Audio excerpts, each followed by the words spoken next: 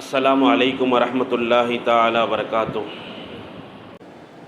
சங்கமிக்க அல்லாஹின் அன்புக்குரியவர்களே, இஸ்லாமிய ஷரியத் என்பது அல்லாஹுக்கு முழுமையாக அடிபணிந்து நடப்பது தான். உபூதியத், அல்லாஹ் எதை கூறுகிறானோ அதை அப்படியே ஏற்று நடப்பது என்பதுதான் இஸ்லாமிய ஷரியத்தினுடைய அடிப்படை அம்சமாக இருக்கிறது. எனவே குர்பானி என்பதும் அல்லாஹுக்கு அடிபணிந்து நாம் செய்கின்ற ஒரு அமலாக இருக்கும். இன்றைய தினங்களில் சில மக்களுடைய அறிவு இப்படி செல்கிறது, குர்பானி கொடுப்பதற்கு நம்ம ஒரு 3500 ரூபாய் கூட்டு குர்பானின்னு சேரணும், அல்லது ஒரு ஆடு வாங்கினா ஒரு 10,000 to 12,000 ரூபாய் வரைக்கும் செலவாகும்.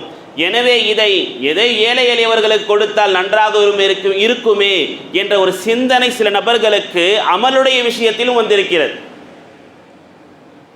அமல் இது அல்லாஹ் சொல்லிய வார்த்தை, இது முழுமையாக ஏற்று நடப்பது ஒரு இஸ்லாமியனுடைய கடமையாக இருக்கிறது.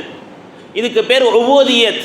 அல்லாஹ் ஒரு விஷயத்தை சொல்கிறான் என்று சொன்னால், நபி ஸல்லல்லாஹு அலைஹி வஸல்லம் ஒரு விஷயத்தை நமக்கு சுன்னத்தாக ஆக்கிறார்கள் என்று சொன்னால் அதை அப்படியே ஏற்று நடப்பது தான் ஒரு முஸ்லிமுக்கு, ஒரு முக்மீனுக்கு அழகான விஷயமாக இருக்கும்.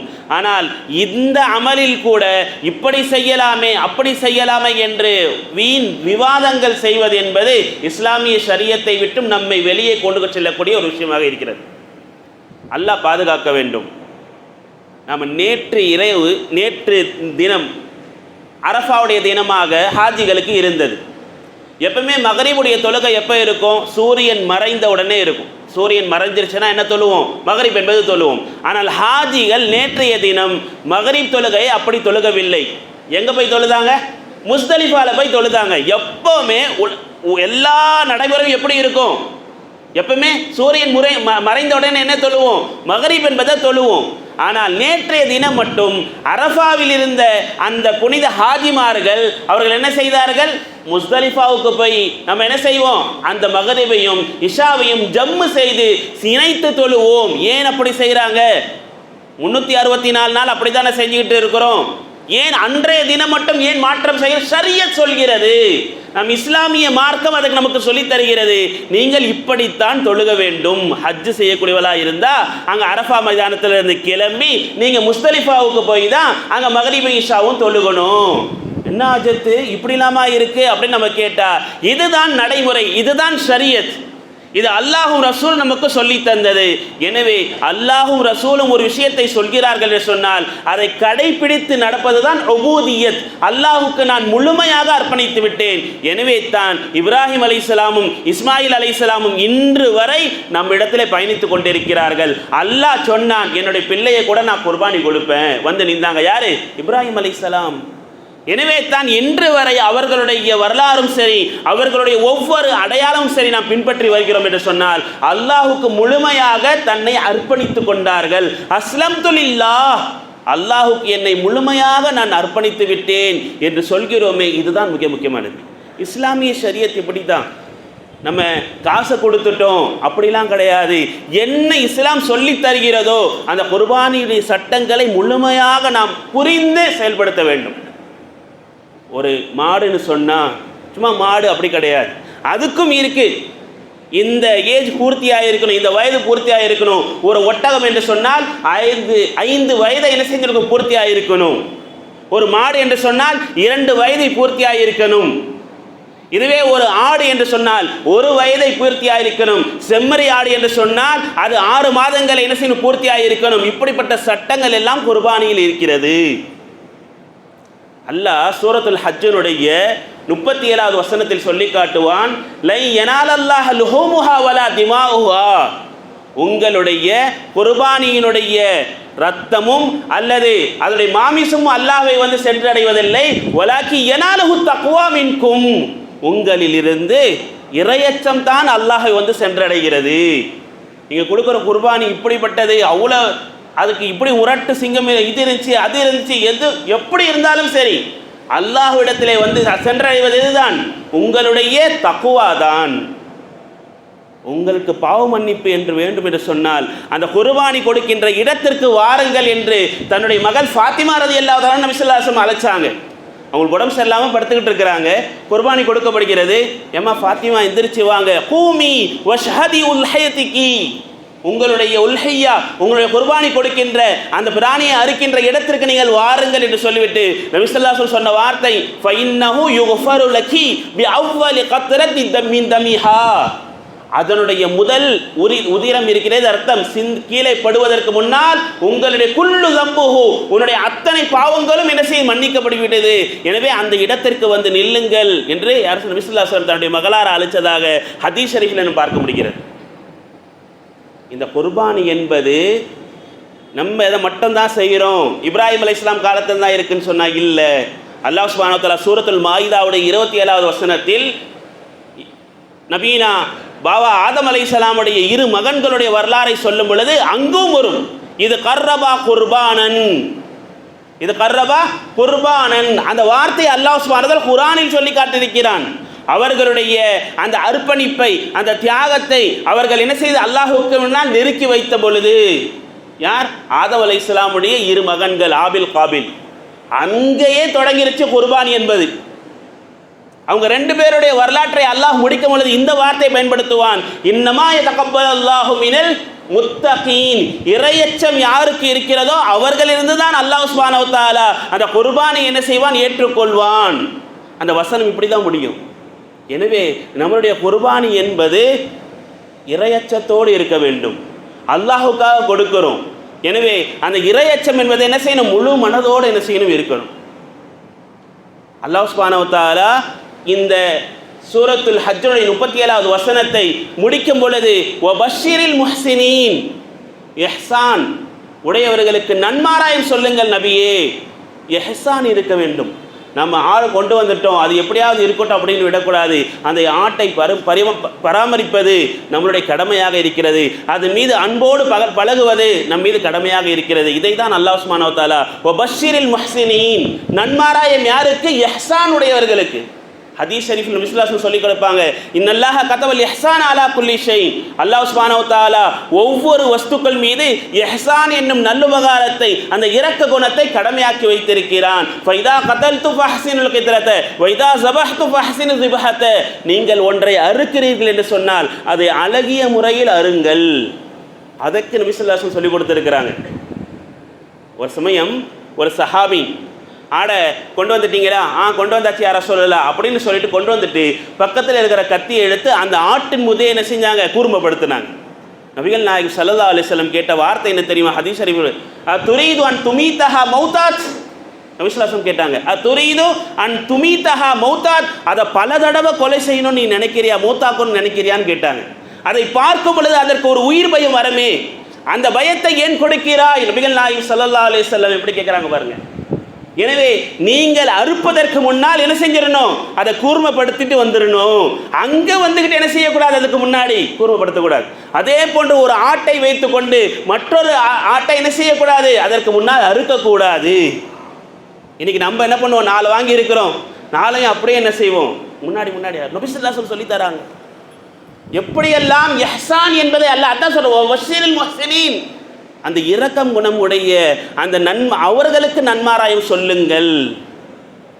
இதே போன்று நபிகள் நாயகம் ஸல்லல்லாஹு அலைஹி வஸல்லம் முன்னால ஒருவர் ஒரு ஆட்டினுடைய காதை பிடித்து தரன்னு இழுத்து கொண்டு வருவார். அப்போது நபி ஸல்லல்லாஹு அலைஹி வஸல்லம் சொன்ன வார்த்தை ஹதீஸ் ஷரீஃபில் இருக்குது, உதனஹா, அந்த ஆட்டினுடைய காதை விடு, வஹுத் பிஸாஃபிலத்திஹா, அதனுடைய பிடரியை பிடி. ஏன் காதை பிடிச்சா வலியை உணரும், ஆனால் பிடரியை பிடித்தா என்ன செய்யாது, அது வலியை உணராது. நம் இஸ்லாமிய ஷரியத் அதை அறுக்கக்கூடிய முறை எப்படி? கிப்லாவை பார்த்து நம்ம என்ன செய்யணும், பண்ணுறோம். அறுக்கும் பொழுது பிஸ்மில்லாஹி அல்லாஹ் அக்பர், நபி ஸல்லல்லாஹு அலைஹி வஸல்லம் சொன்ன வார்த்தை, நபியுடைய அந்த ஹதீஸில் பார்க்கும் பொழுது நபி ஸல்லல்லாஹு அலைஹி வஸல்லம் சொன்ன வார்த்தை பிஸ்மில்லாஹி அல்லாஹ் அக்பர் என்று சொல்லிவிட்டு இப்படி நபி ஸல்லல்லாஹு அலைஹி வஸல்லம் சொன்னாங்க, ஹாதா அன்னி வ அம்மன் லம் யுலஹி மின் உம்மதி, இது என்னுடைய புறத்திலிருந்தும் என்னுடைய உம்மத்தில் யாரெல்லாம் உல்ஹியா கொடுக்க முடியாமல், குர்பானி கொடுக்க முடியாமல் ஏக்கத்தோடு இருக்கிறார்களோ அவர்களுக்கும் இது சார்ந்ததாக இருக்கட்டும் என்று நபி ஸல்லல்லாஹு அலைஹி வஸல்லம் நம்மையும் சேர்த்து சொல்லியிருக்கிறார்கள். இது நபியுடைய குணம், நபி ஸல்லல்லாஹு அலைஹி வஸல்லம் துஆ.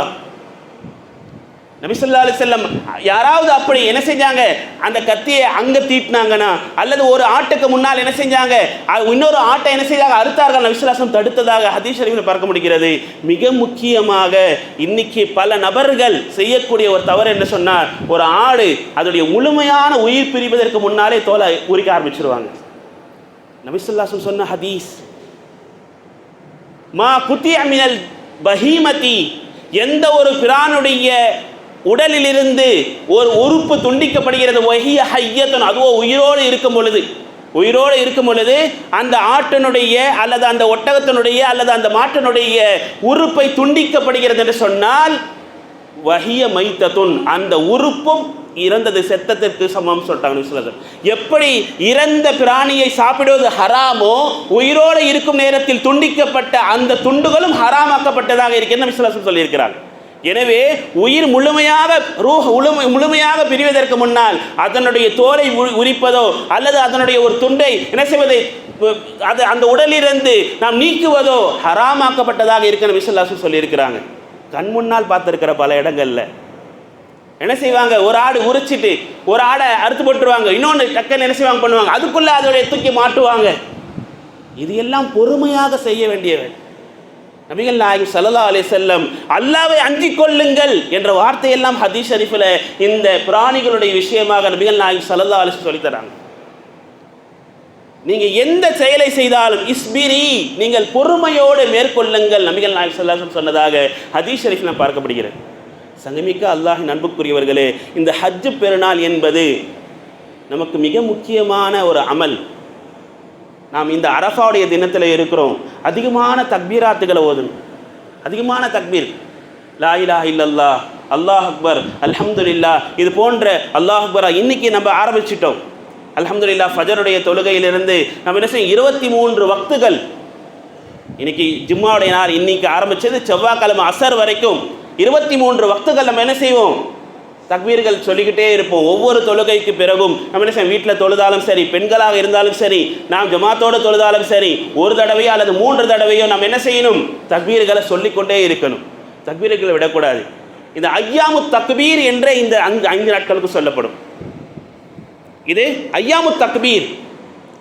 இந்த தக்பீர் சம்பந்தமாக தஹாவி இமாம் ஒரு குறிப்பு கொடுத்திருக்கிறாங்க. எப்படின்னு சொன்னால், இந்த தக்பீர் என்பது இஸ்மாயில் அலைஹிஸ்ஸலாம், இப்ராஹிம் அலைஹிஸ்ஸலாம் அவர்கள் சொல்லியதாக ஒரு குறிப்பும் இருக்கிறது.